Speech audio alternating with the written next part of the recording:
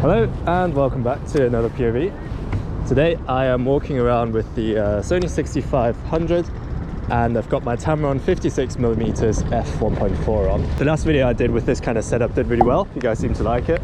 So we're back again, finally back in London, and I'm just in the Tower Bridge kind of area. It feels like ages since I've last just walked around London on my own trying to get some shots filming a POV. It's quite nice to be back. I'm going to try and see if I can use this fence as foreground. And just focusing on the walkie-talkie over there. Boom. Okay, it's trying to focus. In case you're wondering why there's like a little glow on my photos, that's because I have the TideOptics mist filter on. This is their subtle version, which is a 12.5% diffusion. All it does essentially is when you take photos of lights, let's say just this little street down here leading up to Tower Bridge, there's like a little glow around the lights. I really like the way it looks. It saves you a lot of work in post because yes, you can achieve a similar look in Photoshop, but in my personal opinion that's too much effort. I'd rather just spend 30-40 quid on this filter and get the results immediately.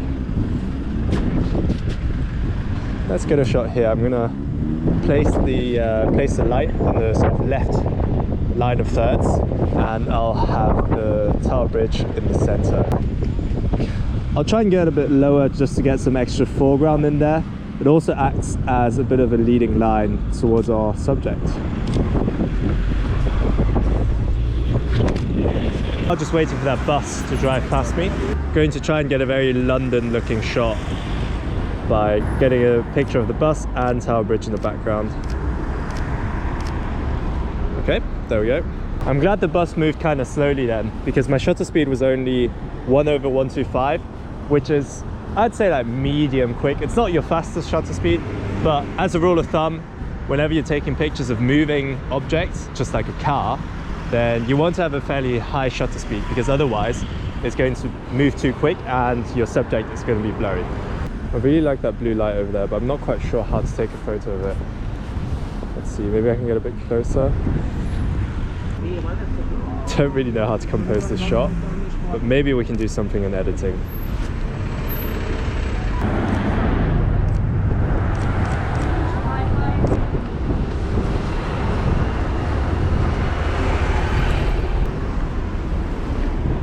Can I do anything here? Maybe a picture of this woman with a suitcase, that's kind of cool.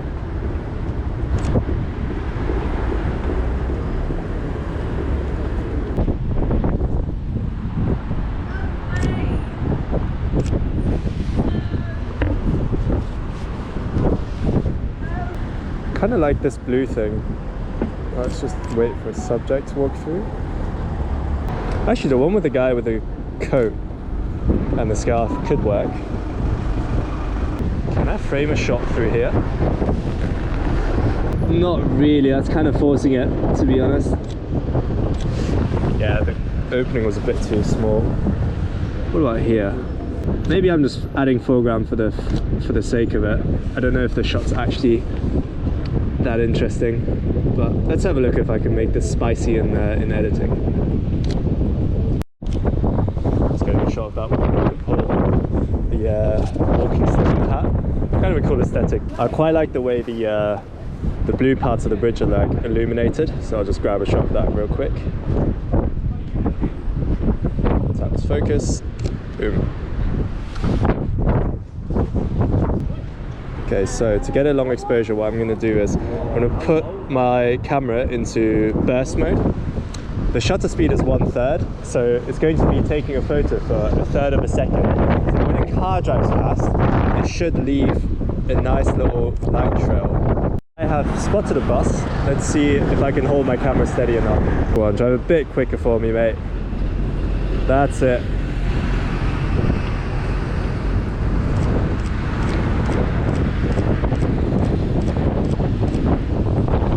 Let's hope any of these worked out, but the bus was driving very, very slowly, and I can't really reduce my shutter speed anymore, because if I went below, let's say 1/3 of a second, what's going to happen is the natural shaking of my hands is just going to make the picture unusable. Right, let's take a picture of the skyline here. Oh, I need to change my settings again. Back to 1/100-ish. F2 ISO 1000. Like this.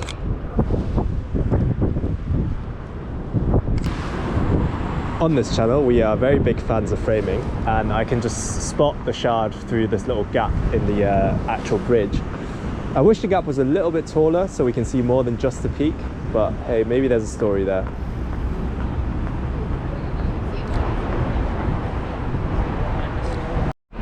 Gonna take a very simple shot here. So you got City Hall on the left, and then you got this big ass boat on the right. I think that's the oh, that's the HMS Belfast. That's the name of it.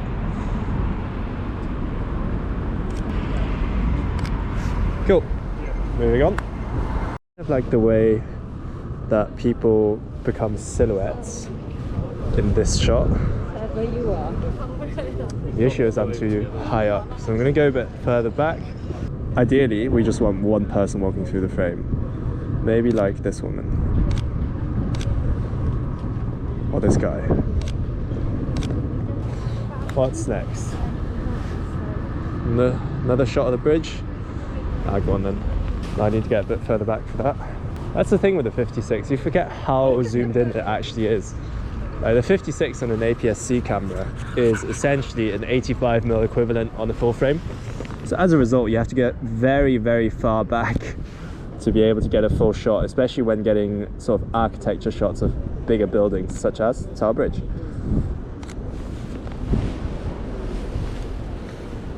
Give a shot of this guy.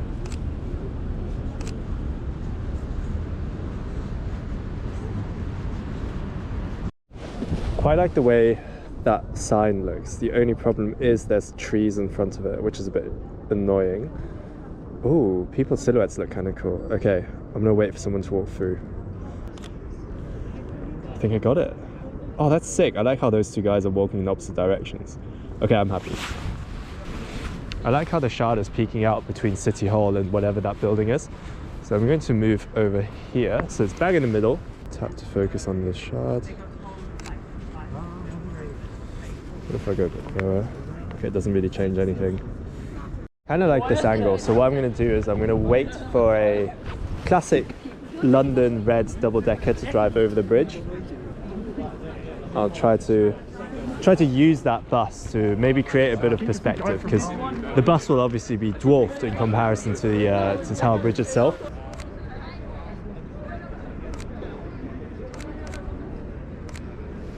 Okay, happy with these. I wonder if this lens is zoomed in enough to take a photo of someone in the office. I think the answer is yes. Well, I'm going to have to punch in and post, but it seems to work. Yeah, I'm going to have to zoom in quite a bit. If I went to another company, I'd probably have to like specialise a little bit more, and I'd probably get paid a lot. I love this shard. It's probably my favourite building in London. It's just so, I don't know, you can just recognise it from anywhere, I feel like.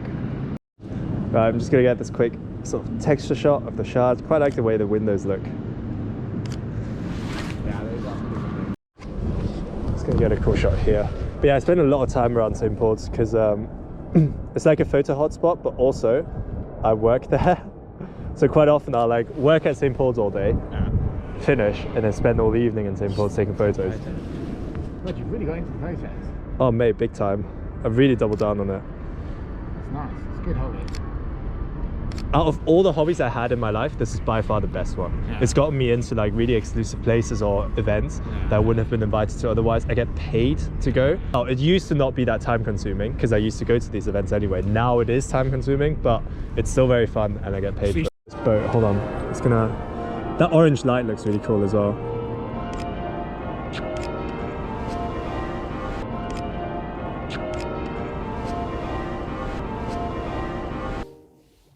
New background. What do you think? Do you like it? I only just recently realized that I can film these outros in my living room, which is much larger and arguably more aesthetic than the tiny little room that I've been filming these outros in. So let me know what you think of the new set. I really enjoyed walking around again, you know, back to square one, just a standard POV walking around London.